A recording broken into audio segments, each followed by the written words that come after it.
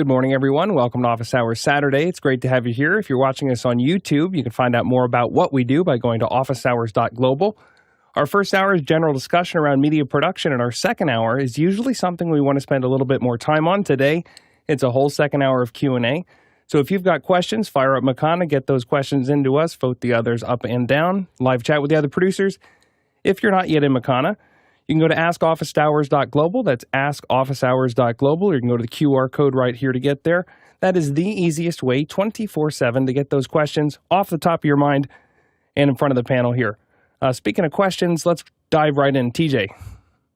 Douglas Carmichael is up first. Douglas says, for electronic music producers, can services like Splice and Loopcloud be useful tools for sparking inspiration, or can they run the risk of making your production sound too generic sounding?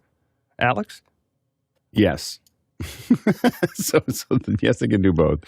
Here's the thing with generative AI when you're trying to figure it out, whether it's visual or audio. I'm assuming you're talking about the generative AI approach to things, or grabbing loops, or grabbing any of these things. It's very easy to throw something together. So whether you're grabbing loops, or you're using generative AI, or using any kind of off-the-shelf stock photography, any of those things, the challenge that you have is that if you just use it the way it came, it's going to feel very generic, and it's going to be generic. Whereas if you start to creatively mix those things together, you can build something that's very, very creative. And so you can, it just depends on, one of the things that sets people apart when they're using, whether it's stock photography or loops or generative AI or anything else, is taste. I was thinking about this morning, actually. It's not the skill to create those images or those sounds. It's the taste to know which ones are good and bad, and which ones are great. And if you listen to, whether it's electronica or some of the rap stuff that is done and everything else, all of those things they had the taste to grab the thing that was going to tell the story behind what they were going to say, and so it wasn't that they created it from whole cloth, but there's a skill. It's a talent and a skill, and it's something that can be somewhat learned, called taste. and that is something that art directors have, and some of them came from that skill set, but directors, everyone else, of knowing what, the difference between what's good and bad. Speaking of good taste, pulse, Chris Fenwick? I would say the pulse of what is currently good and bad. Go ahead, Chris. Yeah, I totally agree, Alex. That's what a music producer is doing. They know what's going to, or the engineer, they know what's going to happen. I used to help my friend in his studio, and he would send me out to the studio, and he'd be like dialing in drum sounds. He's like, I just want you to hit the snare drum right here. And I'd go, okay. And he'd come out, and he'd go, you're hitting it in the wrong spot. I go, what? He goes, I told you to hit it here, not here, here. I was like, are you kidding me? He goes, you have to hit it here. Okay. And it was just these like golden ears, and they're hearing things not for what it is, but for what it is going to be within the whole mix. And and again, a lot of these tools become something that, like when I worked in the Star Wars art department, George would come up and look at everything that we were doing, but he would walk through and with my stuff, it'd be like, it'd be really good if I just went a little more this way. He can't animate that. Like he can't tell me, he can't sit down and do what I do, but he could tell me he didn't like what he saw. Like not what he didn't like, but he just wanted a little bit this way. He didn't like it yet. Doug Chang, who was one of the greatest artists I've ever worked with, had a wall of shame, and it was all of these incredible ships and everything else that George had rejected. That George just said, no, that's not what I'm looking for. And I think of the wall of shame when I think of Midjourney, because I'm like, there's just a huge. You just make, like, I sat down. My son and I were talking about something, so I got into Midjourney last night. I spent like an hour and a half making images of one thing. And going, no, that's not quite it. Oh, this is it. And I felt like that art director of just going, no. And, or seeing something in an image going, oh, let's do more of that. Like, I don't know what that is, but George wasn't an artist by trade, but he knew what he was looking for, and he had people working with him that could execute that. So when you think about all of these things that are around you, it's someone else executing something. But I think that we miss that when we talk about, the end of everything because of generative AI. We forget that there is still there's that execution process. Alex, I don't know if you, real quick, CJ, sorry. Adam Savage just posted a video of the tour of his workspace that he just renovated because he bought gave a home to all of the old modeling pieces from 3210. Oh, nice. And it is awesome. Really fun to watch it because he's so excited he's going through all these bins and he's like, look at this. This is what we used for the dome on this building on Tatooine. So I'm so glad that went somewhere. There was so much great stuff there, and it was just like, this is going to end up in somebody's living room. I'm so glad that he had the resources to be able to just go, I'm going to buy all. Well, he had to really change his workspace. His workspace that you see in his videos, he said is 15 by 30 feet. It's not very big, and it's stacked to the gills. And I got to tell you, it's in San Francisco. Yeah, there's no way I'd want to be in that building during a big earthquake. It is a death trap. That's very good. There's got to be a safe room. Yeah, as part of the conversation about having a producer or person telling you what to do, I have an old saying, it's my favorite. Everybody wants to be an art director. It's a matter of their opinion and their authority. And in George Lucas's case, I think he's the brilliant architect of art directing because he may not have the time to do the animation and draw the things, but he certainly has the vision. Yeah, with any of this generative AI stuff, it's not right out of the gate. It's not perfect. It's probably either over-explaining or maybe in poor taste. Not in poor taste, but it is going to be generic and too much. And what still is special is our ability to be that tastemaker and take, even when I have it revise an email, right? I'll have it say, I'm trying to write a tough email. I'm having a little bit of blank page syndrome. I say, hey, this is what I'm trying to do. Write this out. And then it approaches kind of a difficult situation in a way that I didn't think of. Now, I don't copy and paste exactly what it says because it's clumsy. But whether it's writing or whether it's an image or whether it's an audio track, there's a lot of opportunity for us to use it as brainstorming and use it as inspiration to help get us there. Yeah, Alex? Yeah, what I found funny, and I just didn't realize how much my wife was using it. Once my wife put ChatGPT on her phone, she uses it all the time. Like it was just like little things and figuring things out and little recipes and little like whatever. It was amazing to see somebody not in our field like just glop onto it and just use it all the time. It's kind of just a general like idea research kind of thing, and it's just a natural part of everything that she's doing. It's a really, I kept on looking down and going, I keep on asking, is that ChatGPT? And she's like, yeah. And anyway, it's just interesting. It's interesting how this is going to become so embedded into the fabric of what we do over time. I have some family members who have English as a second language, and it's been a real game changer for them because they can express an idea and then have ChatGPT come up with a framework for them to express it, and they don't have to feel any anxiety about I didn't say it quite the right way. It's opening a lot of doors. Yeah, next question. Jack Ruppel in Breckenridge, Colorado. Alex has an iPhone rig with, I am assuming, an ambisonic mic. What is the genesis of this rig and how is it currently configured? Others are encouraged to show theirs too. Are they set up for photography, video, spatial video? TJ? I have a small rig, as it were, and I like this particular. It's sort of a generic holder for multiple smartphone type things. I have handles on either side, and I like this specifically because with the handles wider like this, it allows me to bring my elbows in tight to my body when I'm photographing or doing video, so that I don't get a lot of, you see a lot of people holding their iPhones and stuff out here without any support of their arms, and you're just going to get a lot of shaky cam. So I bring my arms in nice and tight, and that gives me a really stable platform.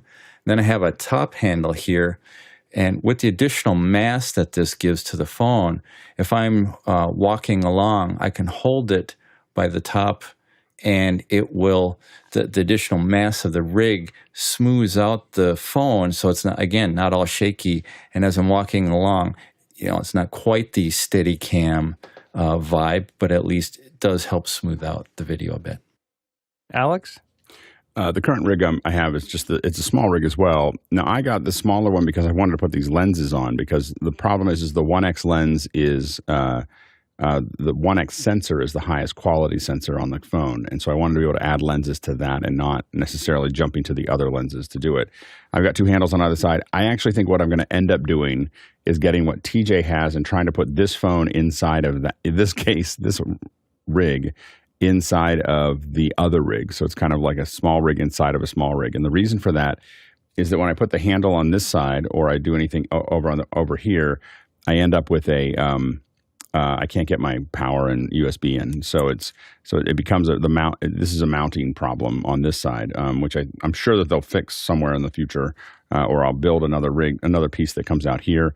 I have a NATO rail on the top, a NATO attachment. And I've been trying to get the nucleus to run. This is the follow focus, and cannot. I've talked to their tech people. I'm going to send it down there for them to look at. Did you get it working, Chris? I can't hear you, Chris. Did you update the firmware on the nucleus? Yeah. So I've updated the. I can't update the S. So the M. The first one, the top one, updates just fine. It takes like 10 minutes or something, but it updates. The second one gets to like 8% slow, and then it just speeds up and goes all the way through, and then it doesn't do anything. I didn't even do that one. I just did the M. The notes where it's like if it gets stuck at 2%, it means this. If it gets stuck at 8%, it means this. Yeah, I haven't. I talked to their tech people, and I sent videos of it, and so you don't have. So is your S at like 0? Does yours S say 0? I will get back to you. Because look at it and see if the S says 0000000. I will say I'm normally not very good at this kind of stuff, and I didn't have that much trouble. I watched. I sent a link to TJ. There's a guy who made a video, really bad video, good info, that walks you through how to do it. Send it to me, and I'll see if I'm missing some step, because it just says 000 across on the front, and it will not. Like, I can start and stop record on the camera. It sees it. like I can hit stop and stop record. It's just that the shuttle itself isn't working. I'd be curious what your Okay, so this is what mine currently says.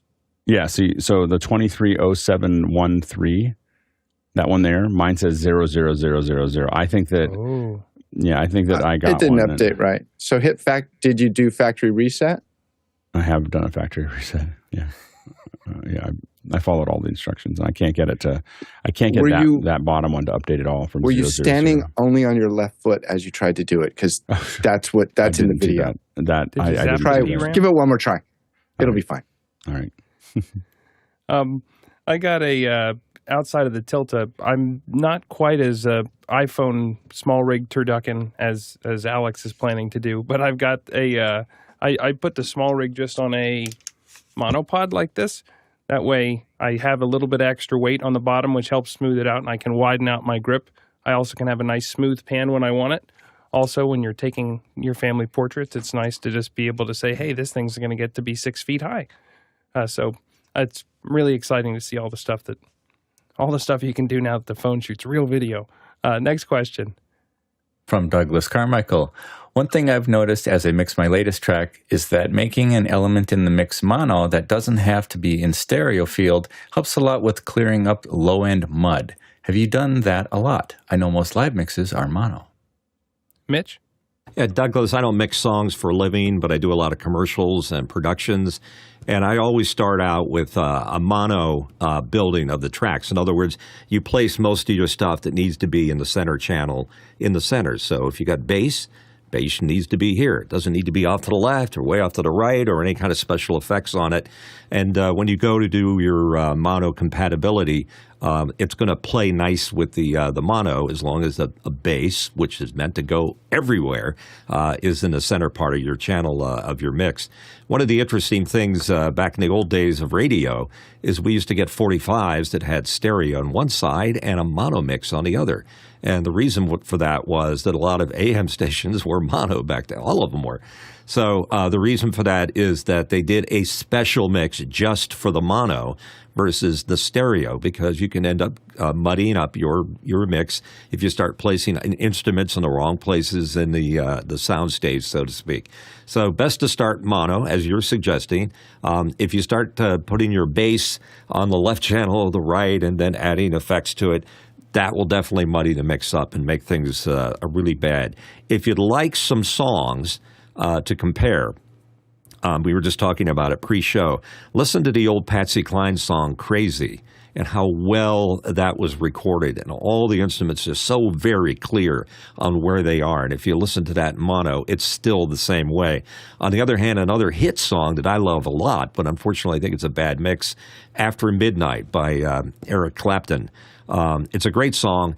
Very muddy, very hard to discern the instruments in it, and yet it was a giant top 40 hit. So there's some homework for you, and I agree for the most part.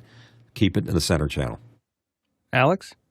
And I just want to define center channel. What you mean by that is keep everything panned center, because in stereo there's not a center channel. But there's not a center channel. There's not a center. The center channel doesn't exist equal to left and right. Equal to left and right. Right. So panned. So but I just want to define it. It's not a channel though. It's panned to the center because it's not a center channel because there's only two channels. Next question. Oh, sorry. I just took over CJ's job. Next question. From Kyle Hammond in Chicago, Illinois. What is the meaning of total pack number on Opus.pro? Alex, sorry. I couldn't find it. Like you need to send us a link to what you're looking at, because I couldn't even find it on their website. So I don't know where that term is existing. And so I even did some Google searches and couldn't find it where it is on their website. So send us another one. Just send us a link. All right. Next question. From Jeff Veely in Henderson, Texas. Jeff says, I'm looking to upgrade my studio computer to Mac Studio. It will run OBS, Zoom, Companion, and StreamDeck on 3 to 5 TVs. Mac Studio is currently an M2. Should I wait for the M3 release? Go ahead, TJ. I would say if you need it now, buy it now. If you don't really need it now, then you're always going to be playing that, well, there's always something better. There's always something out there that's going to be, faster, cheaper, what have you. So at the time you decide, this is the thing I need, just go ahead and get it now. Ronnie? Yeah, the Mac Studio is made between the new release and the old release. So I would totally agree with TJ. Just get it as soon as possible and start doing the work. Or if not, you will lose out. TJ? And just for a point of comparison for Jeff, I have an M1 Mac Studio, and it runs OBS, Zoom, Companion, StreamDeck, and I'm running on 4 30-inch monitors, handling everything without any kind of problem.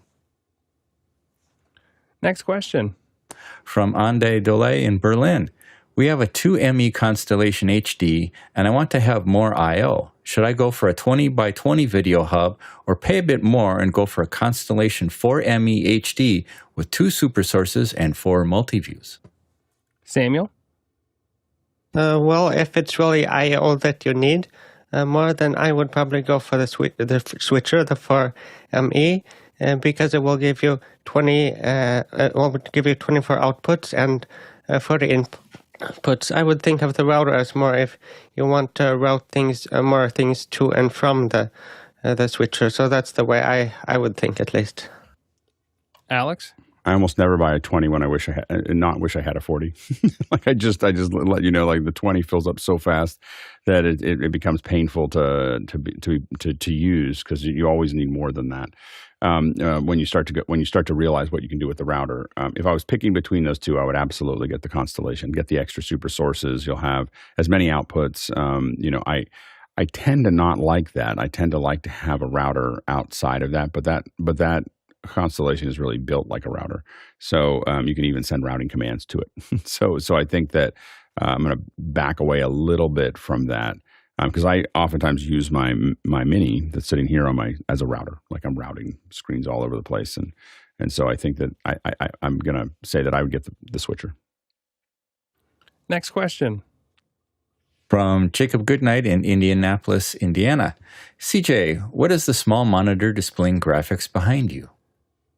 Okay, that is a Christmas present from my wife. It's called the Tid Byte, I think is the way that you say it. It's a little, just a little display that hooks up to your Wi-Fi and has an app, and you can have Tetris do your time. I put the office hours logo in there. If you're in a major metro, you can have it tell you what the train schedule is going to be. And for $4 a month, I think they let you open it up and write your own apps for it. So just another piece of geekery. Not a whole lot else. But next question. From Hershey Trevetti in Daytona Beach, Florida. What would the panel's recommendation on a mobile desk be on a mobile desk setup? What cart brand, overslung, underslung boom arm, etc. needs to hold a laptop, braille display, and interface? Harshit, is that when you say a mobile display, is that something that you're looking to wheel around, or is it? All right, Mitch, why don't you start us off? Yeah, I just had inspiration. If you check at Home Depot, they have this Husky desk that can be cranked up and down. It's very inexpensive. You can buy a couple of different sizes of it. It might work with your thing, but the important thing is it's very solid. I bounced around on a little bit to see, because you obviously don't want to attach your mics and camera to something that's very fragile. It's not like a card table. So I think it's called Husky, and it's available at Home Depot. Alex? Yeah, and also look at some of the raised tables that you see in Amazon. A lot of them come with wheels, and they are pretty, as Mitch alluded to with the Husky, they're pretty, they're not super expensive, and they're pretty durable. I'm going to try to just pull one up here. This is the one that I have sitting next to me. Let's see.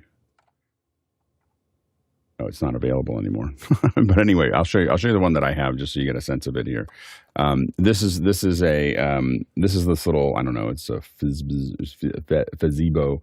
And what this one had is, this one is got wheels on the bottom, but it also, and it has, I don't think I actually put this on. I didn't need the keyboard, but I have this, and it'll go up and down, and it's, it's a solid desk. And that might be good. You can attach, it'll hold all those things. I've got monitor things hooked to it and everything else. And so, but I would probably, rather than trying to get a little monitor stand or some kind of like thing that you're transporting around, just get a desk that goes up and down, and then you can kind of move it around, and then everything will go up and down with you if you attach it to the desk. Chris? Harshit, I'm curious, educate me, what is a braille display? Harshit? Okay, so a braille display is a flat surface, which think of it as a laptop size width. Okay. And so what the idea is, someone came into After Hours during the CES 2024 coverage, and to see the cart being, we used the IVI and Insta 360 camera to show the event.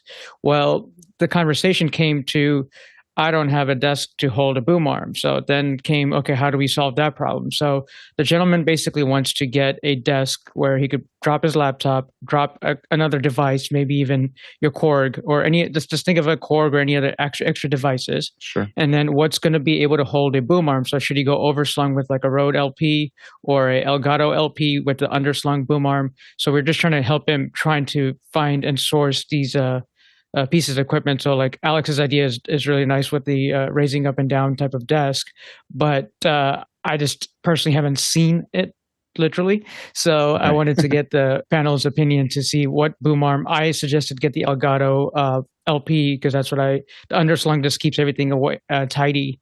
And I mentioned you should get Mogami cables just for electromagnetic and all that stuff. So just buy good, stop buying cheap.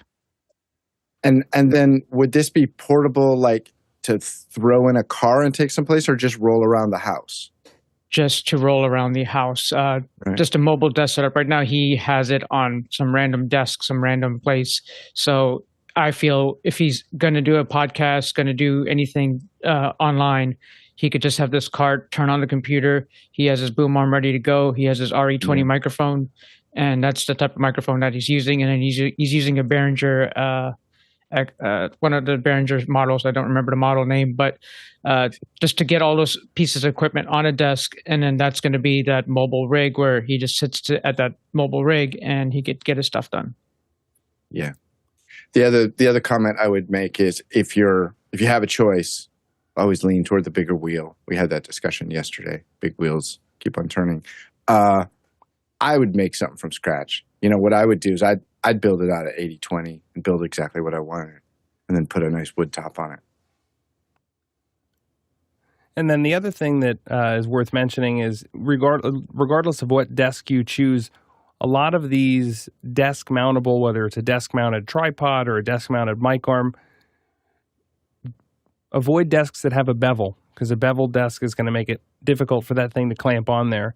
And then if you are going to be using it with video, be careful of how much wobble is in the desk, because if you're a person that likes to type really, I guess vociferously isn't the right word, but type with intent, you can get a little angrily.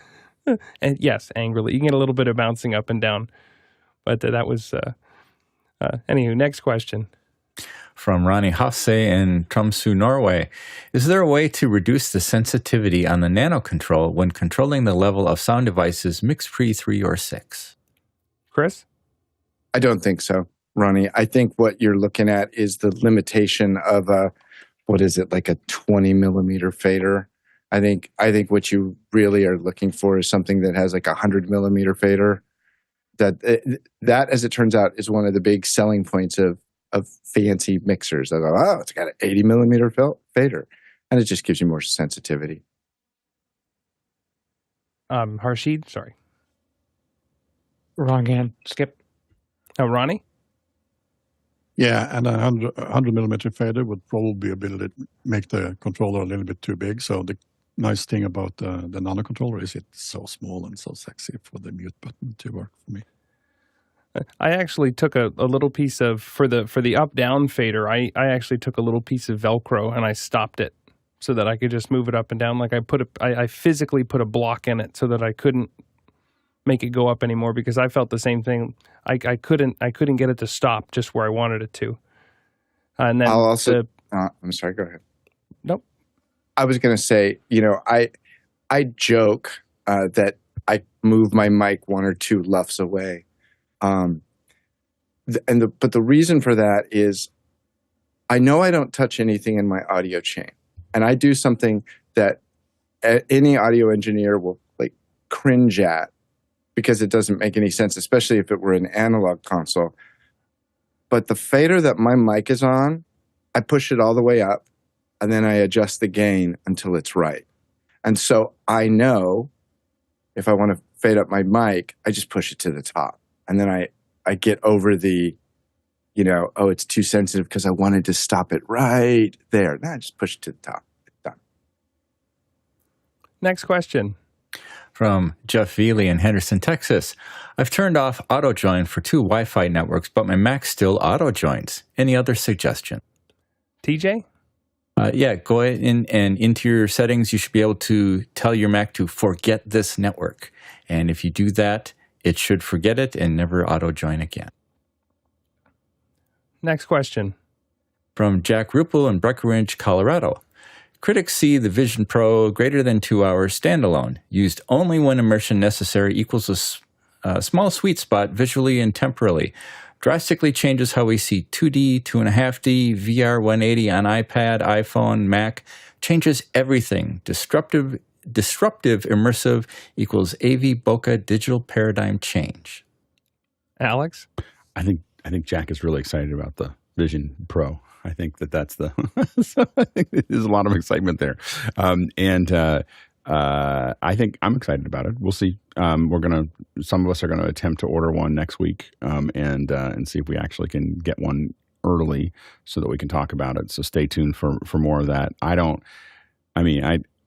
I think that Apple is betting pretty big, and Apple doesn't bet big like this very often. Like they have, you have to remember that they have been working on this for 10 years. 10 years from the genesis to this, and probably spent, $50 to $100 billion on it. Like this isn't like a little thing, for them to figure out. And so I think that it's an incredible lift that they've put into it, and I think it's going to be a really interesting puzzle. And what Apple does well is they can stir up a whole industry by coming in high. So they come in expensive and everyone goes, well, I can do that too for less.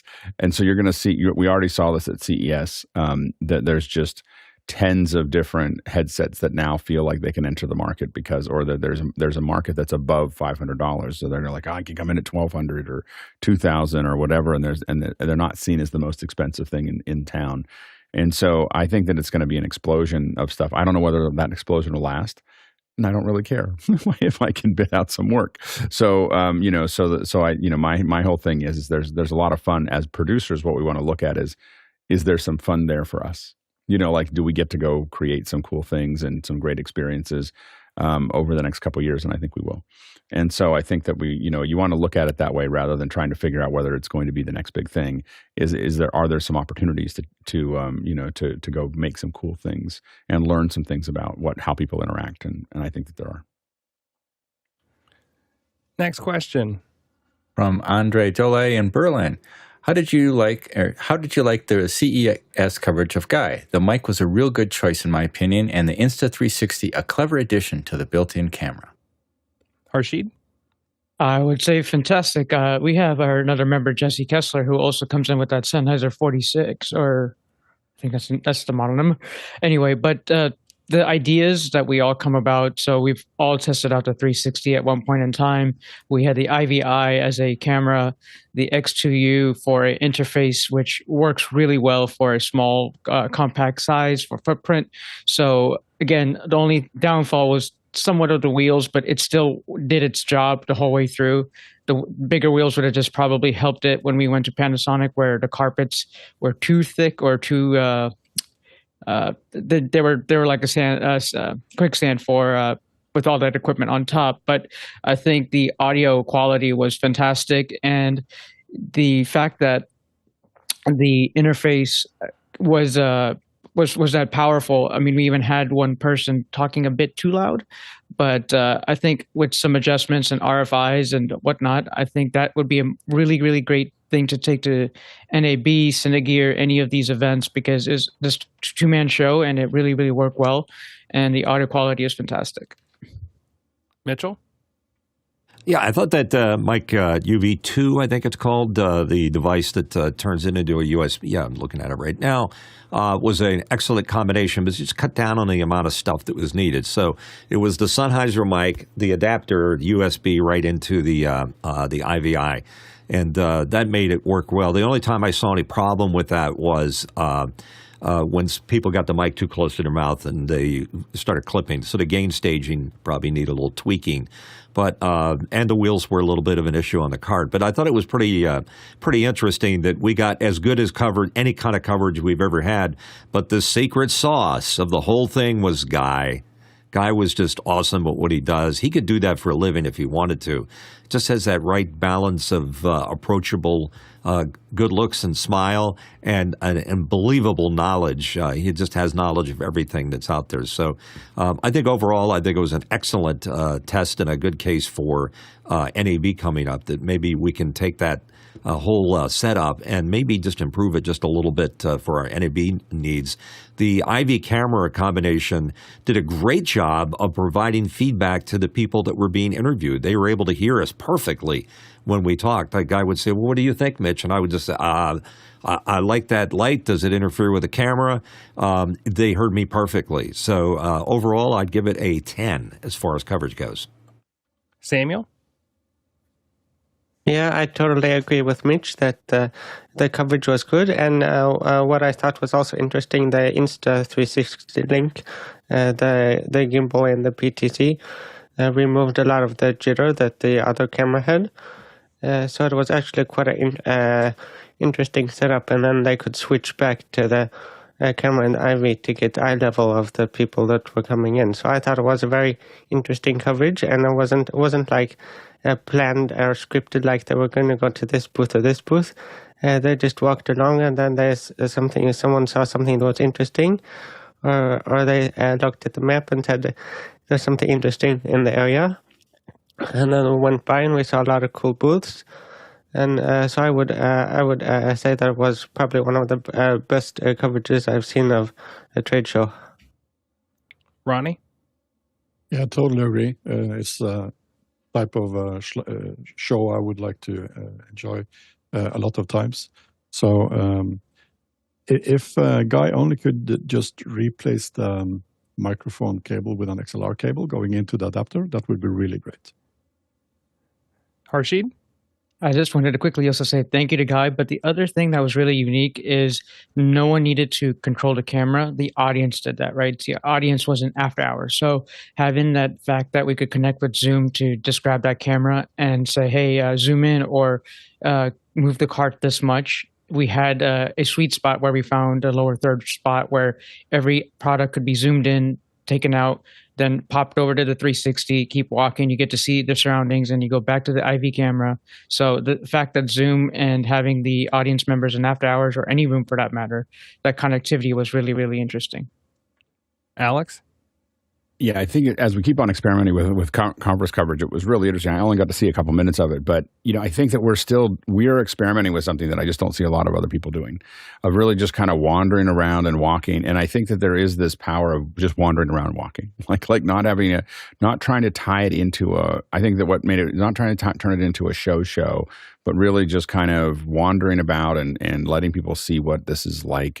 And how it works, and I think that Guy did a great job, at making that possible, and taking, some of our ideas and continuing to bump them forward as we figure out how to. Because I think that it's a huge missing for people. Like they don't know what's on the expo floor, and you don't get to experience that. And I think there's still a lot of room for us to grow, but I think we're starting to figure out a bunch of things that work. Mitchell? A guy had press credentials, but he would roll into a booth and he would stare at somebody, and the first thing would be they might be a little put off, and Guy would say, I've got 40 people here right now that want to ask you about your product. And there was a lot of power to that because people instantly responded. Like a guy was scheduling a demo of this removable TV set, and we say, we have 40 people here, we'd love to see you do it right now. And he said, no problem, we'll do it right now, and did the thing. So there's a lot of power to having that rolling live audience there to back it up. Not just the coverage, but the fact that there was a live audience back somewhere watching it, and you could see them. The only thing I might have done differently is done a separate mix or send for the 360 camera. I think switching back and forth between the IV camera and the 360 was a little bit of a glitchy thing. It would have been better to have both of them as separate feeds and separately controlled. Alex?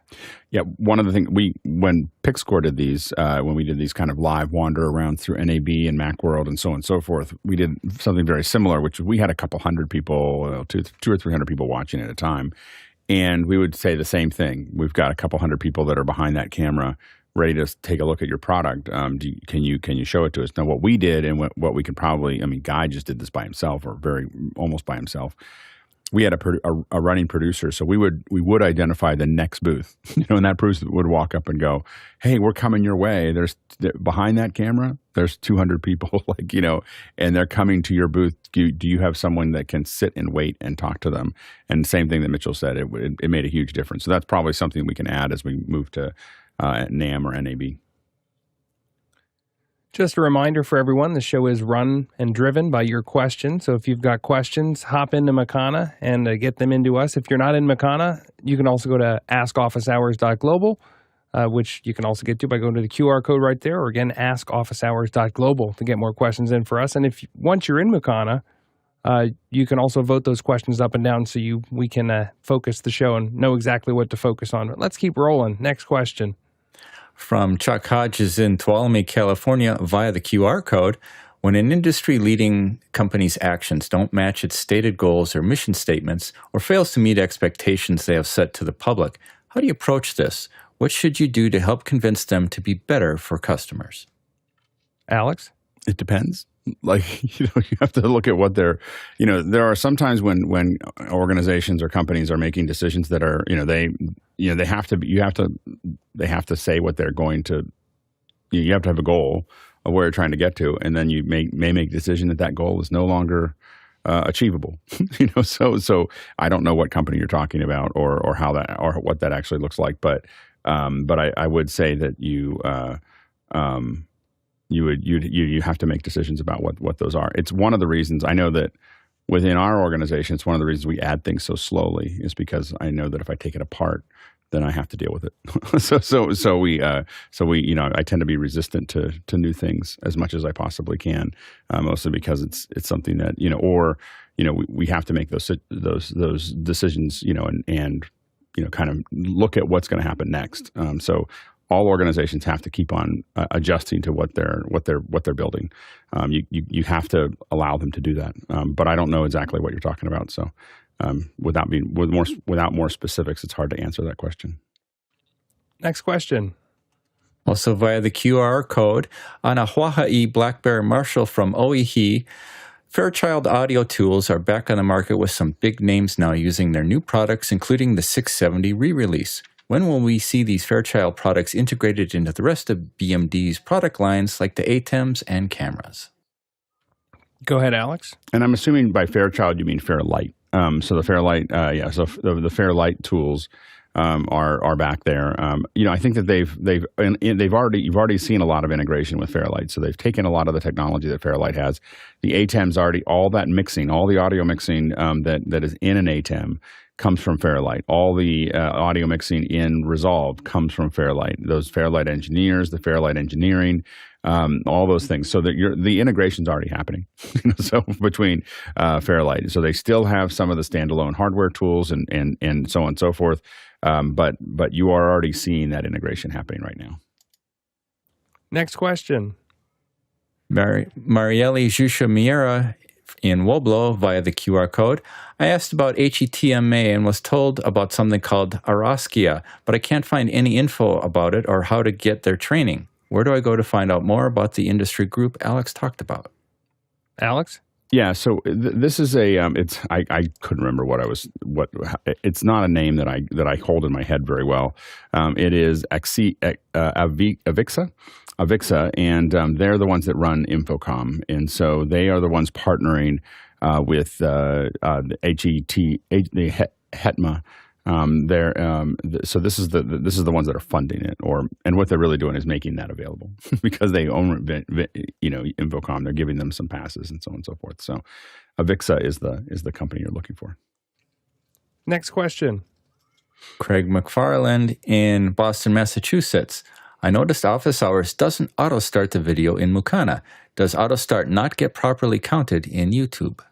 Alex? Yes. There's two reasons that we don't auto start. One is that I hate auto start, so that's part of it was there for a long time, and it was mostly because I just wasn't going to the full version. But now that I'm doing some updates to it and making some adjustments, in fact, you might see. Is there an adjustment today? Does it look different today? Hold on, I think that Chris was going to. Let me look at full. No, hasn't updated today. Anyway, so. He may be still working on it. So we're making some updates to the interface. So I happened to look at it a lot, and I was like, "Hey, that thing is still auto-playing." So we don't get that doesn't count for views for us on our end if it auto starts, because YouTube doesn't want you to basically build a bunch of pages and have them auto start and have it just count towards it. So that undermines your view counts. But the second thing is, I don't like things to. As a person who does this production, I don't want to have a page suddenly playing something while I'm doing production. So that's why you need to push the button. Next question. Tommy Johnson, St. Paul, Minnesota says, I saw that the Paris Olympics are going to be produced with 100% 5.1.4 sound with a crew of 2,000 folks.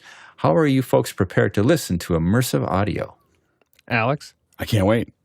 So I will admit, there's a lot of football games now that are getting produced in 5.1, both U.S. American football and world football, and the I will say that in some points I like it a lot. And in other points, it makes me super stressed, like the crowd noise. If the crowd noise gets a little too high in the surround speakers, I guess maybe I feel more of the game, which I think is part of the goal here.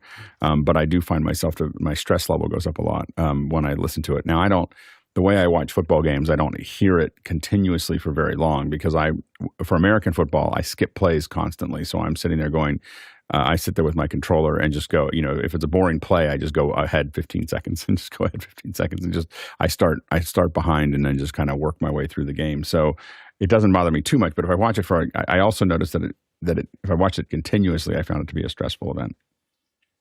Ronnie? My birthday is coming up around May, not around May, but in May, and I'll put a new speaker system on my wish list. So I'm hoping for that. We're looking for some height channels. Next question. From Anahuaha'i Black Bear Marshall and Oihi via the QR code. No audio stream to start the morning, and Zoom isn't coming back, and the YouTube says unavailable for some to watch. Were people right yesterday when they asked about the live show being canceled to be just YouTube video on demand later? No pre-show anymore at all? So we're streaming live right now. So I'm not sure what you're, what I'm not sure exactly when people say it's only going to be VOD. Well, we're streaming live at the moment. So I'm not, it's primarily a live show with live questions. But, admittedly, 2/3 or 3/4 of the viewers, and that'll continue to increase, are watching it later. But I think that, it is designed to be a live show. As we, get ready to go to a lot of different formats, it's just hard to support everything that was out there. So we're kind of closing up some of the gaps so that we can. There's less moving parts as we kind of start to. We're going to be multi-streaming. You'll start to see some days streaming publicly to other platforms as we go forward, and so we're gonna. It's just a lot of moving parts. So we're gonna. Reduce the number of places it goes. We may extend the countdown clock a little bit, or put other things in the countdown clock time, and then that's where you'll hear some pre-show. It probably won't be as early as it has been in the past. So that's what you can probably expect. Next question. From Mathieu LeCount in Oakland. When running 2 iMag monitors from an ATEM2ME, a 50-yard run, would it be better to run one SDI to one monitor and repeat to the second, or run 2 SDI? Alex? Generally, I would run one out there. Just from an efficiency perspective, there's a risk that you lose the 2 monitors if one gets cut. So there's some redundancy that you might be able to get if you're going to run those out there. And if I was going to run separate ones, if they are, I'm assuming that you're talking about running the same signal to both of them. Then I might go 2 different directions so that you have. They're not, if they get run over or they get cut or whatever, you only lose one of them. So if you want redundancy, then think about running them in 2 different directions around the stage. And these are iMags. I'm sorry, I was thinking they were comfort monitors or confidence monitors. I don't know why I read that. I read that too quickly. As an iMag monitor, I'd probably run them separately. They're probably not. And the reason I would do that is for redundancy. Is if something goes wrong, I want one of them to stay up. So. Ronnie? Yeah, I agree. Run them separately. It's always the best thing to do. The thing that can happen if you are daisy chaining several monitors is that the daisy chainer unit that actually sends the picture to the first screen and then further on could have some slight delay in it, and that will not look good if it's on the big screen. Next question. Robert Cutshaw in Atlanta, Georgia says, Guy's coverage of CES was so good. I'd like to be able to go back and see the full coverage. Was After Hours recorded, or can it be? Mitch? Robin, I agree. I think it was great coverage. Generally, as a rule, we don't record After Hours. So I think you may be out of luck on that one, but catch him next time.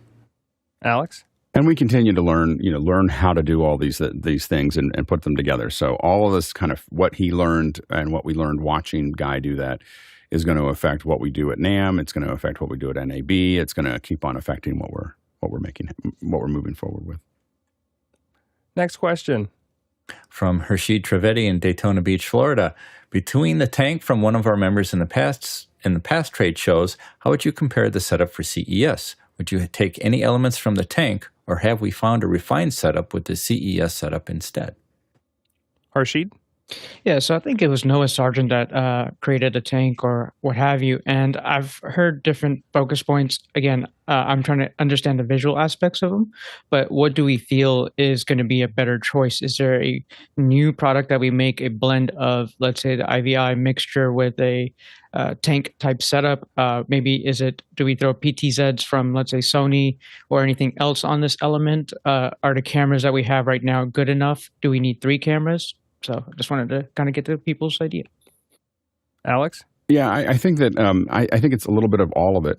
So there's these conferences are so big. I think it's finding different ways to cover the event. So I think that what we're looking at is I think that the backpack that we used at SIGGRAPH is very mobile, so we were able to very quickly move through things. I think the tank allows us to do more coverage at a specific one. We were definitely challenged with the backpack of doing multi-camera, like, hey, we want to show the close-up, and we're talking, and we're on mics, and we're doing these things. Now, we had 2 cameras cutting back and forth for a lot of the SIGGRAPH stuff, which I think worked fairly well.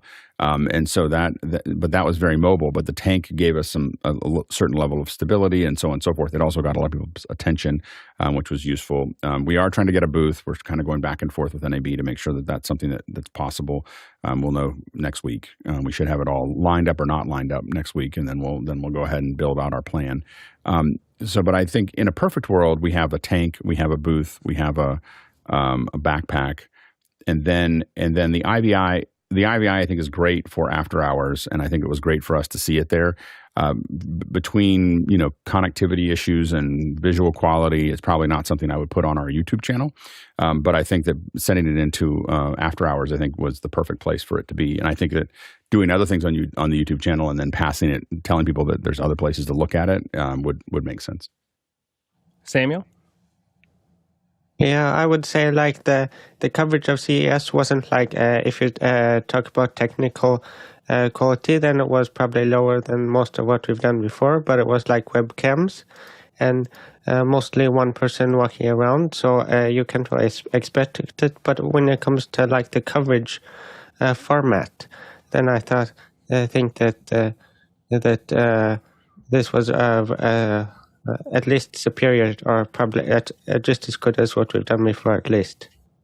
Alex? And I agree with that. I think that there was a lot of great things that were done there, and I think that it's just a matter of figuring out how to bring more of the visual quality back up, to catch that up. But I think that there's, again, this is what we've been playing with, and whether we were doing it at SIGGRAPH or at CES. I think that the real power is less of a formatted show and more of a wandering around kind of show.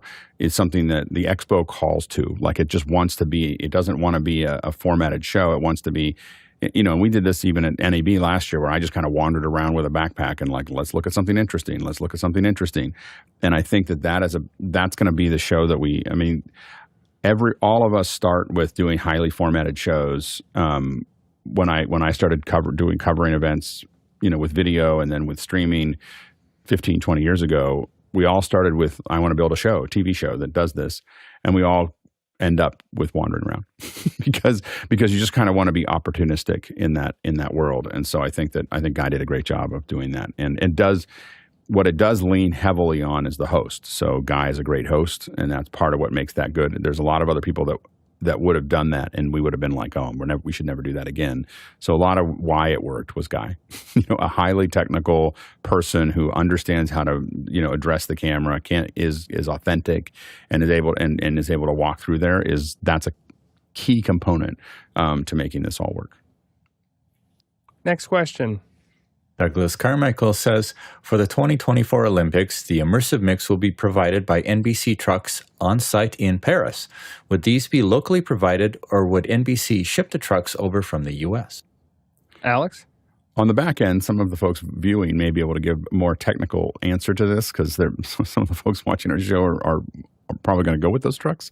My understanding is they ship them, a lot of them. So there might be some local trucks that are handling some of the ancillary stuff, but most of the resources, from my understanding of this, is shipped over slow boat, literally, over to the venue. They're all pre-configured. They're all what they need. So all the major stuff that you're seeing there, it's not that there may not be other support vehicles and support production that happens, but There's too much money on the line. It's all their gear, or almost all their gear as they go through it.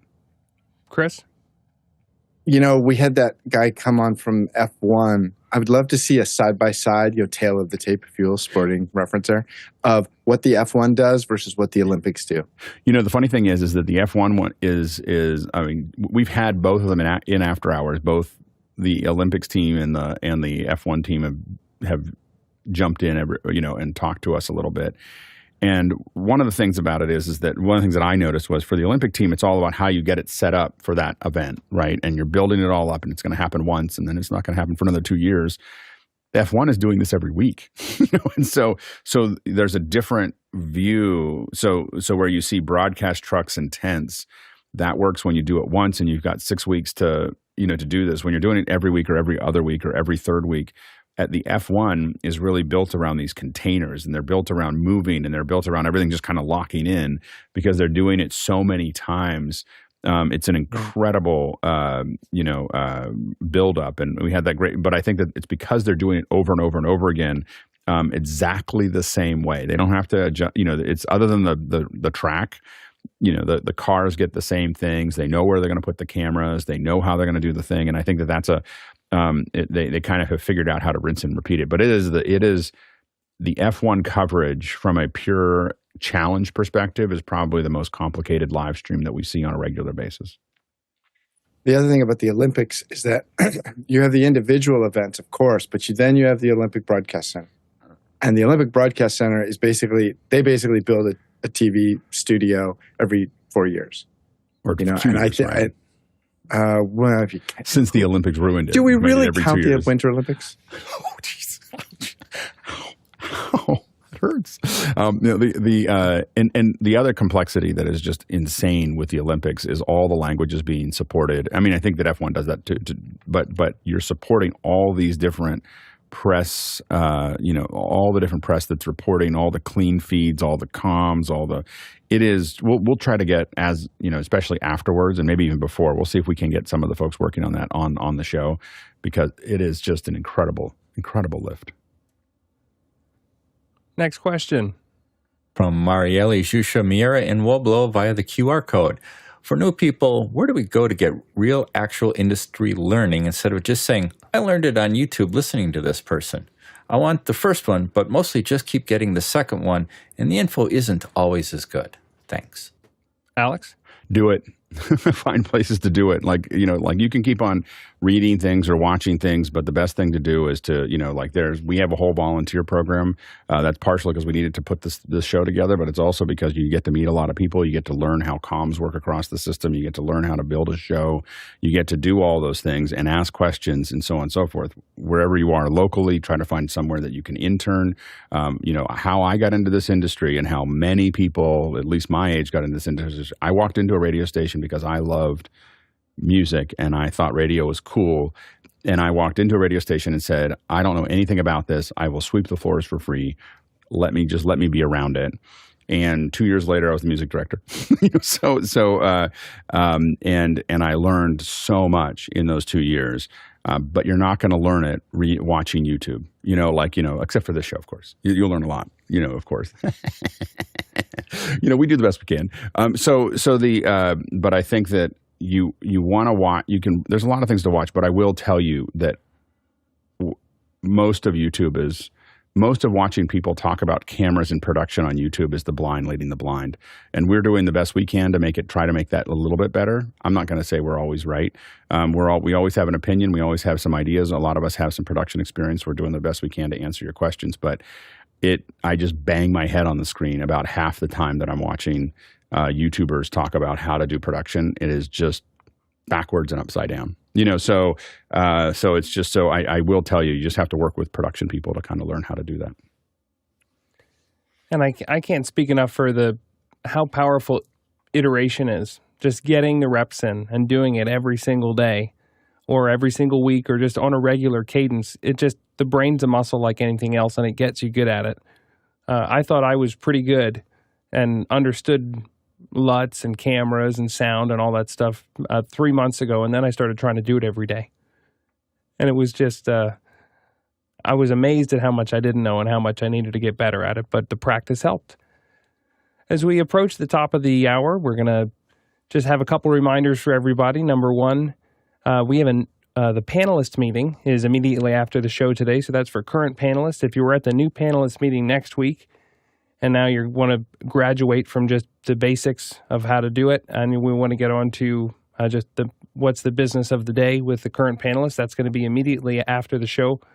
If we go to the end of the hour, or it'll be at 9 a.m. Pacific, noon Central. Also, we've got an exciting week coming up. We're doing large-scale projects with Craig McFarlane. John Ross is coming in on Thursday for video. I'm excited about it all. So we'll see you there. And that's the top of the hour. And welcome back to the second hour of Q&A. It is a whole nother hour of Q&A, so get those questions into us at Mukana, or go to askofficehours.global, scan the QR code, and get your questions in. But let's dive into the next question. Douglas Carmichael says, UPerfect has introduced an 18-inch portable 4K monitor. For an external monitor to put on a typical tech table, would it be too big? Samuel? No, probably not. What I would say is that first you want to think about what you primarily want to show on the monitor, and if you want to show something that really needs a big display, then I would say this is probably a good choice. But you will have to decide what you want to show. So, but I would probably say that it's probably not too big for. Ronnie? I don't think it's too big. Of course, it's something about how you transport it. We tend to use the pull-out monitors that we can put into a 19-inch rack, traveling with us. So it's depending on how you're going to store it. I see they have some pouches for it and different types of, but I would definitely put it in some kind of protectional before you travel with it. Next question. From Jeff Veely in Henderson, Texas. Jeff says, Alex, have you had a chance to test the RODE PodMic that you ordered yet? I'm interested to hear your thoughts on that and the new DS2 stand. Sorry, Harshid? I just wanted to give a little bit of feedback. So I've listened to most of these RODE microphones just as the NV7 compared to the RODE PodMic, and then the XLR version only to the USB version and XYZ. But I feel that the PodMic sound isn't as rich as, let's say, an NV7. You have more bass tones in the NV7. It's a good microphone just to get started off. I mean, it is reasonably cheap as far as the cost is concerned. So, I mean, it just depends on what you prefer as a sound, and who's talking on it. Sometimes with a woman's voice, you might have one microphone over the other. But I find that the NV7 really complements people's, especially for women, it complements their voice far better. The PodMic sometimes gives me a little bit of a nasally back end, and that's just me critically listening to it from YouTube or from my headphones, grabbing different samples. So just a little back end of the RODE PodMic. Alex? Yeah, it's right here. This is what it looks like. It's super heavy. Like you feel like you bought something. It's like twice as heavy as the MV7, and I admit that affects some of what we look at related to this. And so let me put it up here so you can see it. It is probably twice the weight of an MV7, and the problem with that is that we think about shipping costs of getting it out there. It does come with a pop filter, so this pop filter pops over top of it like that, and so here you can see what it looks like kind of done. Self noise is really high. It's $200, so it's the same price as this Stellar, and I really found that I don't think I can send this out. So I don't think I would, if for a live show, I would not send this to somebody to join a podcast that I can't filter later, because the self noise inside of it is so high, which is something that RODE is kind of, in my opinion, known for.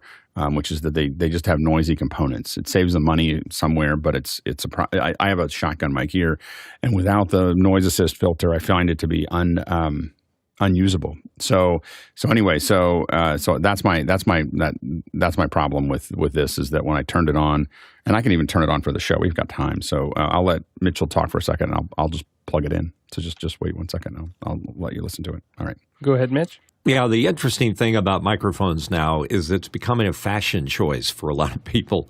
And that particular Rode looks cool, but doesn't necessarily sound cool. I heard John Wallace talking on a $40 microphone the other day. I don't know what it looks like. I don't know what it was, but it sounded fine. And I saw Alex pull out a $20 U87 lookalike just the other day, which I'm sure is on a shelf somewhere or on its way back to whoever sent it to him. Or maybe it's just too cheap to do that. And just because it looks like a U87 doesn't mean it's going to sound like one. And just because that Rode mic may look like an RE20, it's not going to sound like an RE20. And super interesting how things like the Pat McAfee show on ESPN are kind of, between that and shows like Joe Rogan, they're really mainstreaming the idea of having a big broadcast-looking microphone in your frame.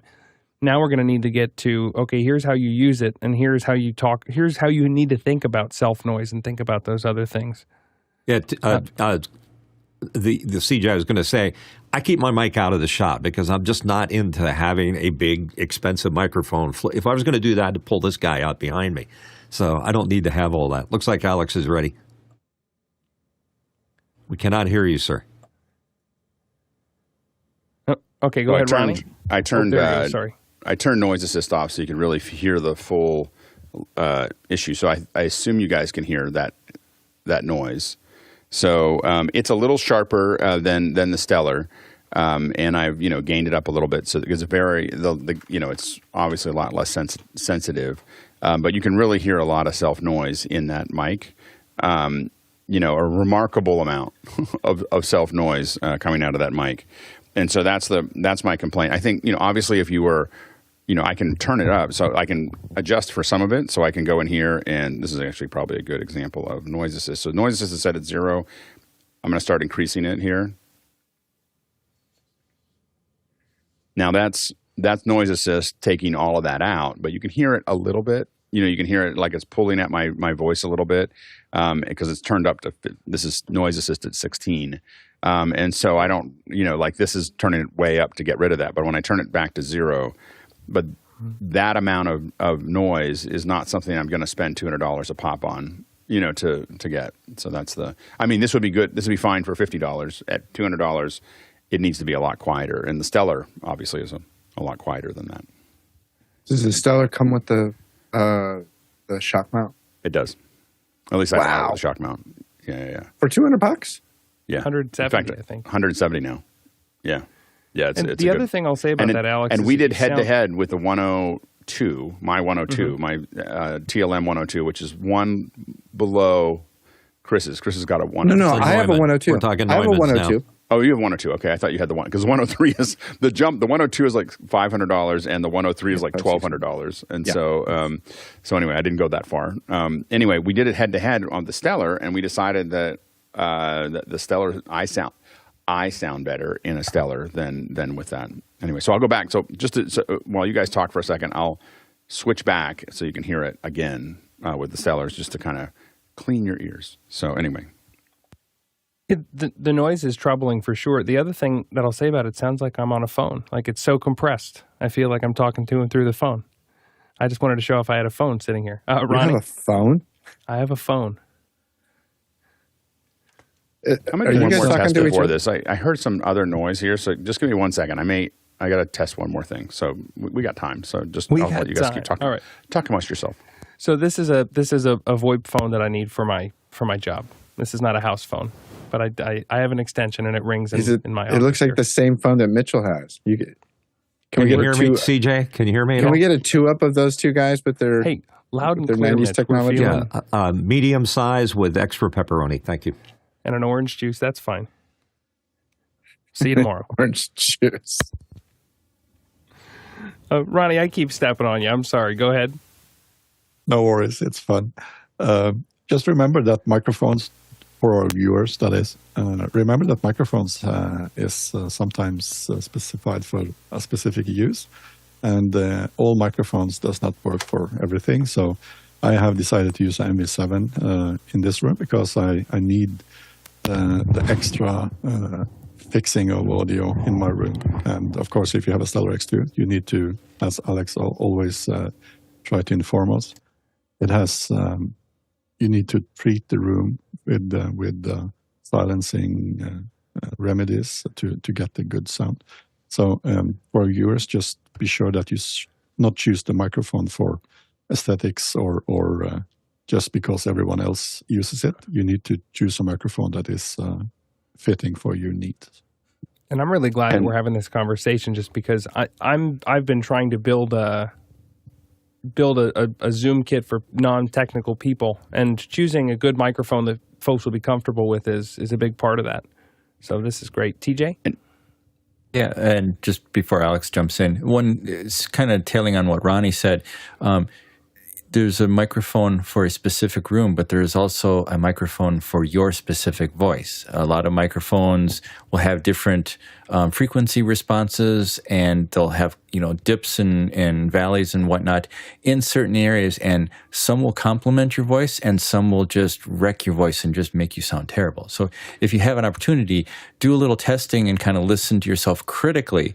I know it's hard for people to do, to listen to themselves and go, okay, what do I really sound like? Because we don't sound like we sound in our own head, but just listen to yourself critically, record yourself, and listen back and kind of analyze what's the tone and the timbre of what you are recording with each specific microphone in the same location. That's also key. Make sure you're doing your test in the same location so you're comparing apples to apples, as they would say. And with clean ears, Alex, let's hear it. And I'm giving this again because I think I was unfair, actually, to this, and it sounds a little bit better. So what I had an issue with there was a gain staging problem. So it was going through another system. I swapped this mic out, but the gain is much different on this mic. So it wasn't getting gained in the right place, and then I was bringing it up. So it was because it was going through the Studio Technologies.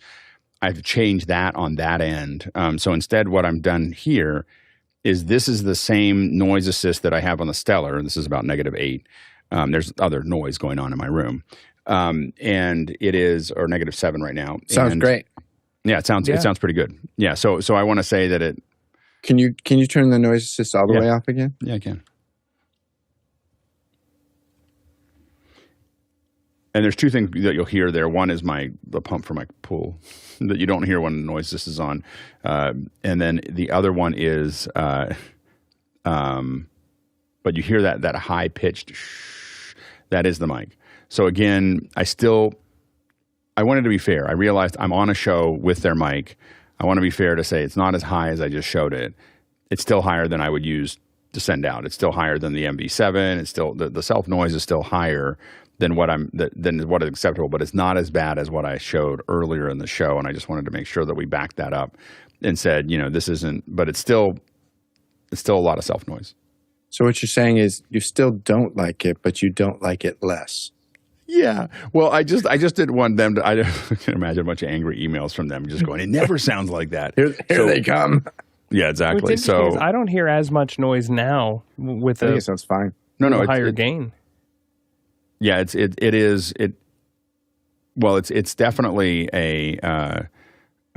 it's definitely much less noisy than it was before, but I would still consider this more noise than I'd want, because a lot of times if I turn off original sound, it'll clean right up. So if you listen to it right now, and then I turn that off, all that, whatever that little background noise should be probably gone. Like you just hear me just kind of coming in cleanly, because Zoom will do that for you. But again, I try to keep things, I'm turning it back on again.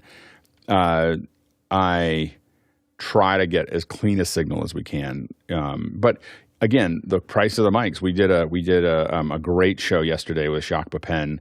Wow, he's so great. I mean, like we just did this great, the Gray Matter show with Jacques Pepin, and he was just amazing. And he had like a little Audio Technica, like an AT something or other, not a very expensive mic, and it sounded good. So it just really depends on the situation. Go ahead, Mitch. I think TJ's point was spot on. Alex, the Rode mic is not for you. It doesn't sound good on your voice. You've got a lot more range. It's just not bringing through. And I'm saying, aside from the self noise, it just sounds a little thin and boxy to me, in my opinion. But it may sound different on somebody else that doesn't need those things. So when you find a mic that you really get along real well, like I bought a U87 in 1979. And I've had a lot of time to work with that mic, and I treat my voice like it's a – this sounds bad to say it. It's a little bit of my musical instrument. It's what I use. So I know how I really want to sound. And being able to hear myself back on that mic allows me to evaluate it because I know how I'm supposed to sound.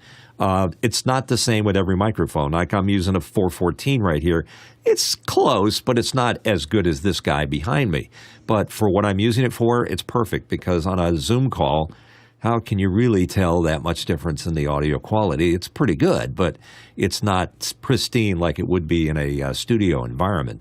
So I think the value lesson here is that return on investment, whether or not that mic works well with you, and things like self-noise is an overriding problem if it is indeed there.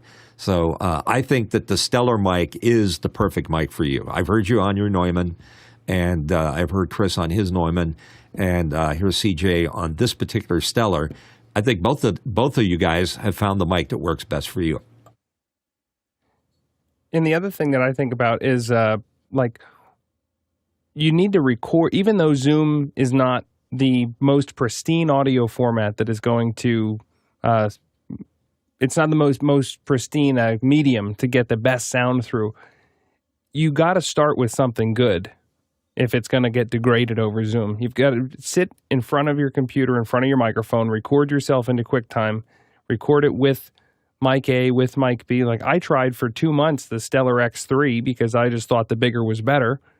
And then I found just consistently I was unhappy with my voice, and I tweaked everything I could. I got the X2. I tried it out. I liked it a lot better. So it took auditioning the microphone, and that's where, got to pull an Alex, get it on Amazon and take it back to Whole Foods and send her back. Is it a thing now? It's called an Alex. I think that's funny. This is a Pro AR, and John Wallace had suggested this one. So this is another mic, and I thought I would. Now this is a $70 mic. So this is not this is jumping down below that. And I think it's actually a reasonably good, I feel like there's a little bit of the, for me, a little bit of the high end that's missing a little bit. It sounds a little bassy to me in that process, but I don't know how it sounds on your end, on everybody else's end there. Does it sound better than the Rode for half the price? Yeah, less than half the price. So this is a now. What I will say is it's a pretty sensitive mic. It's a larger diaphragm, and so I don't know if I would send this one out, mostly because I don't know how it would sound in environments. But we may try it again at $70. It gets very close. So we send mics out, these MB7s. At $70, it's almost enough. It doesn't have USB, so we would have to figure that out. But it's almost enough that we would just let them keep it, for the cost of what we do. The FedEx back starts to approach that number. So anyway, but this is another one that I think actually sounds pretty good. I mean, I think for $70, if someone was looking at $70, I think it's a solid mic. I don't think it's, for me, as good as the Rode. But if I was going to suggest a mic that someone says, I really want a cost-effective mic, I want it to be under $100, I think this might be the best mic I've heard under $100. I don't know what people think of this. I agree with you because that's the one that John was playing with on After Hours the other day, and I heard it. I said, what's that mic? It sounds great. And he said, well, it's only about $70. I'm like, yes. He suggested it. I mean, he was like, I'll buy that. And what's that model number again? This is a Pro AR C414. So I think it's kind of like it's a 414 knockoff. Yeah. So and it's about $70. It comes with other things like cables and stuff that I haven't taken out of the case because everything I buy now I take very carefully out of the case, and I leave any cables I already have. I don't want to pull them out, and I take everything off very carefully so that I can put it all back and send it back. But I might actually keep this one. I think this one actually is a keeper, and I think it sounds pretty good for the price. So everybody, if you're taking notes, part of a proper Alex is not just buying it from Amazon and returning it to Whole Foods, but when you're unpacking it, do it meticulously. Oh, yeah. It is a big deal. Because some of the stuff at Amazon, they'll say, just send it back. Don't even put it in the case. The one you have to be careful of is Adorama. Adorama is like, if it looks like it wasn't packed that way again. We're not going to give you your money back. It's which I try to avoid. I have to admit, when I see Adorama on Amazon, the Adorama store, I kind of go, You save really the worth the international plug adapters? The what? International plug adapters that they have on some of the universal power supplies. Oh, that's not Adorama, though. I like that, actually, because I go internationally. So, next question. Hershey Trevetti from Daytona Beach, Florida says, in 2 weeks, the ATIA, the Assistive Technology Industry Association, is going to be in Orlando. What would you as panelists want to learn about, or how would you like to deliver a message to the members there? What should we take to the show? Harshid? So, the phrase is get a life. Well, Office Hours Global has given me a life with audio and learning. And, how can we take our message to what we do here to the conference? Leaders like Google, Apple, maybe even Microsoft. And what Asia is basically is you have people maybe from different disabilities. You might be serving people that use AAC machine or devices. You have braille displays companies. You got maybe we might even see the Vision Pro there since it's coming out in February. So just want to know that as our community here, what would we want as a message to them, or how can I, if I even make it over there, what should we deliver to the audience there to grow our community or to learn something, or what do you want back from there? Stuff like that. Alex? Can't hear you, Alex. Zoom mute. I switch back really quickly. Hopefully that my volume is about the right. Maybe a little bit. Yeah. So, I think that mostly we need to know more about it. So the best thing you could do is take a lot of photos, maybe some video. If you're able to stream from there, just with your iPhone or your Android phone or whatever. So I would, the first year when we look at any of these, most of these we've been in different, we go to things we've been to before, or we're researching it to figure out what it looks like and what the challenges are. So the more you can give us information about the conference, I don't think this year, it's probably not about us giving a message to the conference. It's more about, or even trying to properly cover it. But I think if you can cover it a little bit with your phone and show us what it looks like and wander around a little bit, I think that would be great. And definitely take lots of pictures, or work with some folks to take a lot of pictures, and just so that we understand how big is the conference, and what does it look like, and what's the room like. I think that'd be very valuable to us. Next question. Gregory Wheeler from Ellicott City says, can you make a 2ME switcher out of two 1ME switchers using two Blackmagic ATEM minis? Samuel? Well, kind of. You can of course daisy chain a switcher to another switcher, and you can have the second input on there, but you won't be able to access your sources that you have on the original switcher.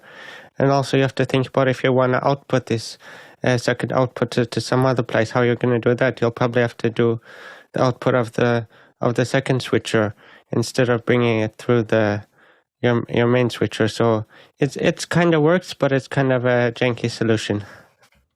Alex? I was trying to find a picture of this. So yes and no. Here's the way you have to think about this: is 2 will not get you really 2ME. 3 get you 2ME. So it's 1 less than the number of switchers that you actually have. So I did, as a kind of a thought process, build a 4ME switcher with 5 minis when they first came out. We had to buy 10 of them for a show. So I had them sitting around in the office. I was like, well, I'm going to stack these up. And so what I did is I was trying to find a picture of it, and let's see if I can find it really quickly. But I tried, basically what I did is I printed holders for it so that I could stack them up, and then I tied them all together, and then I tied them all together with all the HDMIs. Now, here's what you have to do to make this actually work, and that is that you need to take those. You need to take the switchers, and one switcher is the main feed, and the other ones are multiple. Their output goes into that one switcher. So you have 4 minis, and if you had an extreme, you could do 8 minis, and they all are inputs into the top mixer. But the problem is now you have to hit 2 buttons at the same time. And where you really want to look at that as automation, like Companion and other things like that, where you're now gonna completely abstract the controls from directly from the switcher. So when you push a button, it needs to know that I'm going to go to switcher 2 and jump to switcher 2's input. I'm going to go from switcher 3 to jump to switcher 3 input. And so there's a bunch of things that you could do there that will stack those things up. And that may seem a little nutty to do, but you could theoretically and very affordably build this kind of multi-output system. And again, I printed one. I printed one that I felt like, with a little. Oh, here it is. I found it. Hold on. This was actually. I don't think I got to 5 here, but or five switchers. But here's the little test that I did. And this was, back in 2021. But so this is exactly. So I printed these things here, and then I stacked these guys up and then ran them into there. And with the extreme, the interesting thing about it is with the extreme, that means that you would potentially have, if you did it with 9 extremes, you would have 8 MEs and also 8 Supersources that you would have access to as you kind of worked through that system. And inside of all of that, you can also do things like one things we've done is stack the ATEMs up, and you can't really do it with the minis, but one of the things we've done is with two 2MEs, we had a client that wanted mortises around every one of their inputs. So they have people talking, and they had these really techie mortises that they wanted around the frame. Well, you can't key the mortise. Oh, and they also wanted to animate. They wanted to move from one place to the other and animate between it. And so what we ended up doing is we built all the mortises one at a time in one switcher, fed it out over top of a keyable image. We made everything just a little less than black, and then made a black, so we luma keyed it, and then we put it into the other one, and now those are just video images, and we could animate those all over top of the background. So anyway, it was there's a lot of fun that can be had in those areas. You start to mix and match those switchers. Next question. From Craig McFarlane in Boston, Massachusetts. In After Hours, Harshid made a great point that advances in tech for accessibility are actually benefiting everyone. It feels similar to the benefits of going to space. Thoughts? Alex? Yeah, I mean, absolutely. I mean, technology, I think we oftentimes don't look at how it impacts everyone and how all of these things, when you think about accessibility in the most broad, area, the ability to have audio of everything, or have captioning of everything, or have 60 languages of everything. That's all a couple years away. That you don't think about whether, it's like I get frustrated. I don't read well. Like I don't read long paragraphs very well. But so I listen to a lot of things, and I'm super sensitive to the fact that books aren't made on audio. Like audiobooks aren't available. Like there's books that I want available that I want to do. There's no way I'm going to sit down and read 800 pages. Like it's just not going to happen. But I'd love to listen to it for 20 hours or 30 hours. And so, that's where a lot of that stuff is going to go away. Like we're going to suddenly have the ability to listen to anything, watch anything, and we're 24 to 36 months away from that. Harshid? Well, I just want to thank Mr. McFarlane for this statement. And what is true is we look at the devices that we are using today. So we might use someone might have like the Ultra 9 watch or what have you. But as we are seeking the feature sets, they're all kind of serving each individual group. Many of the new iOS features that are out are basically taken from the accessibility menus. So, for lack of a better phrase, is how can we really leverage, amongst what we want to really see or access? Because for me, it's about access, right? I have lack of access because of my vision, but how can we also teach each other to say, hey, if you have XYZ pieces in your content, then you're going to serve more people. I think we sometimes forget that I think the biggest thing is fear, right? We're all feared to ask the questions and to learn from each other. So I've learned a lot from the whole process of just being on after hours or office hours, but trying to just get that understanding of what works for us, because yes, it does feel like a spaceship, right? Because who knows how to run a spaceship? You have to learn how to make the spaceship. What are the controls? What are this? What is that?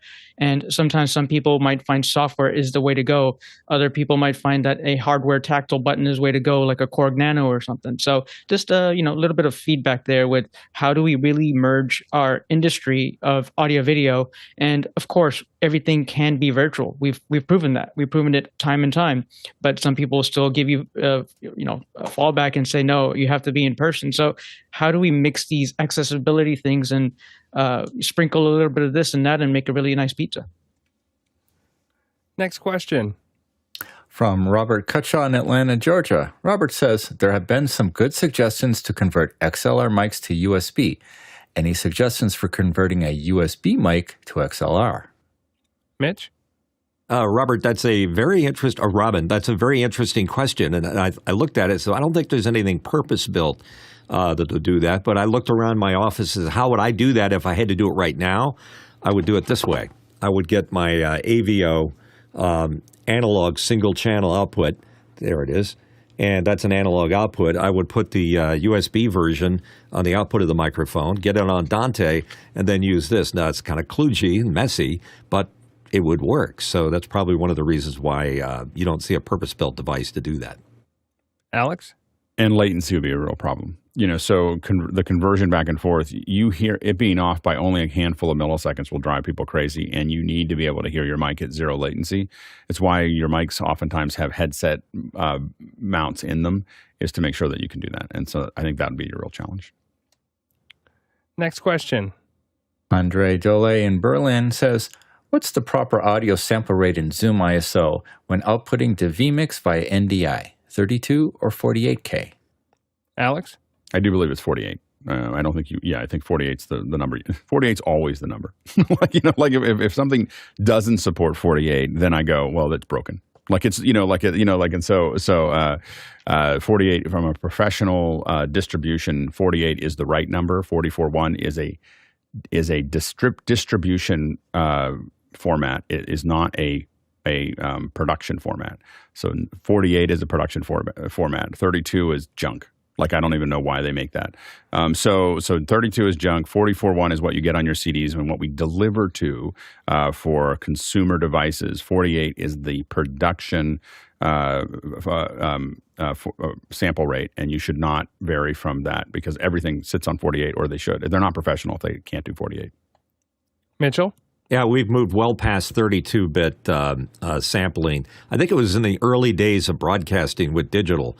I want to say radio it's not 32-bit. 32-bit is professional. 32K is a different thing. Yeah, 32K was being used in broadcast, but I haven't seen it on any piece of equipment in decades. Next question. Ronnie Hofse from Tromsø, Norway says, Whisper is a very potent transcribing API service. How can we help Whisper transcribing the audio by using EQ? Are there better tools that would help getting a better transcription? Alex? Definitely the cleanest the audio, the better. So it's just a matter of reducing reverb, reducing audio noise, reducing other noise other than what's being said. All of those things are going to allow the AI to do its work much more effectively. Next question. And from Hershid Trivedi in Daytona Beach, Florida. It's been a while since I made it on the panel on a regular basis. However, I see new options in audio settings in Zoom. Can you fill me in on the headset option? I hear it's giving you both the best of both worlds with noise reduction. True or false? And Harshid? And I just want to follow back with that. So in the Zoom audio settings, you have Zoom reduction, so you could have it high, low, medium, which is already there. But now you also have this headset option. And the fact that we all sometimes use original sound, and this option is supposed to be well suited for giving you reduction, but at the same time keeping the clarity and originality of your audio source. So just wanted to understand, has anything changed, and has the audio reduction got like a 2.0 version at this point? Has it gotten a bit better in the 6 months or 3 months, whatever it was? When I've looked at the headset option within the Zoom settings, the only thing that I've ever seen for that is to sync the buttons, so that when I'm hitting a mute button on my headset, a physical mute button on my ear, it's muting, Zoom muting instead of hardware muting. But maybe I'm mistaken. Alex? So fortunately, someone was watching the show today, and this is Andy's. This is audio profile selections in Zoom for Harshit. So this is for you, Harshit. So it is Zoom background noise removal is general noise reduction by Zoom. Original sound for musicians is remove Zoom noise processing. Personalized audio isolation. Zoom creates a noise print on your device based on your mic input. Wow, that is amazing. Like that it would do that. So it's not a generalized solution. It is it means it's going to build a noise print. It's much closer to what we would think of as from noise assist. And then live performance audio, ultra low latency mode. And so that's something that we're thinking about experimenting with the panel, but it would take a little bit of setup on the panel. So we're going to be testing in the not too distant future, which is that what's interesting about this is that we could theoretically be having a very low latency connection with the panel. So we're all talking back and forth amongst ourselves at very, very low latency. It's really designed for musicians, but we could do it. What everybody else would hear and what would go out to Zoom ISO is a slightly higher latency where we all make sense. Where it's the lower latency, we might hear some glitches while we're talking to each other because it's metal, metal to metal. Like how fast can we get it to you?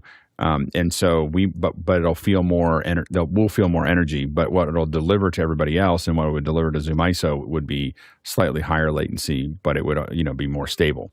So we want to experiment with that, but the personalized audio isolation is super interesting, because it would it'll build the noise print, based on it on your computer. And this is the big advantage I will say that Zoom has over everybody else right now is a broadcast team that actually understands production. That is actually, it's not a bunch of, engineers, with a bunch of product managers that don't do this all the time, which is pretty much every other company. And I think that's why we keep on seeing really high-end solutions being, slowly added to the puzzle. It's pretty exciting. So anyway, I just want to make sure that's about as heavy as answer as you can get from the person that would know. All right. Well, that'll wrap us for another Saturday. Want to tell everybody thank you. First of all, I'm going to give a thank you to the panel. It's great having you guys here. We are all all together smarter than any one of us is. So it's nice to have you guys here supporting. Thanks to the crew on the back end, waking up the small village, waking up every single morning to make sure that this show gets on the air. Folks cutting the show, making sure we look and sound good, making sure all the panelists can get right into the meeting without issue. Also, thank you to the producers who are submitting questions. Without your questions, we don't have a show. So we appreciate all you guys. Tulalip Traversal today, we've gone 65,000 miles. That's 105,000 kilometers. And that's more than 517 million bananas for scale. All right, let's jump into After Hours. Thanks, everybody.